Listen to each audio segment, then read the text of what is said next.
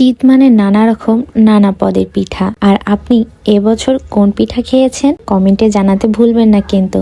প্রতি বছর মামার এই স্পেশাল ভাপা পিঠা খাওয়ার জন্য আমি অপেক্ষা করি। আমিও কম এবং খেতে অনেক সুস্বাদু। আমি এই ভাপা পিঠাটা ঢাকায় অনেক জায়গায় খুঁজেছি কিন্তু পাইনি। আমি জানি না কোথাও পাওয়া যায় কি না এই ভাপা পিঠাটা। বেশিরভাগ জায়গায় দেখি উপরে শুধু গুড় দেওয়া থাকে, নারকেল দেওয়া থাকে, কিন্তু এটার মধ্যে সম্পূর্ণটার মধ্যে গুড় মাখানো থাকে, কিন্তু মাখানো থাকলেও এত বেশি মিষ্টি লাগে না। গ্রামের ঐতিহ্য হচ্ছে নতুন চালের গুঁড়ো আর খেজুরের রসের গুড় দিয়ে বানানো হয় নানা রকম পিঠে। তার মধ্যে ভাপা পিঠাটাও অন্যরকম। শীতকালের সকালে চুলার পাড়ে বসে গরম গরম ভাপা পিঠা খাওয়ার মজাই আলাদা, তাই না?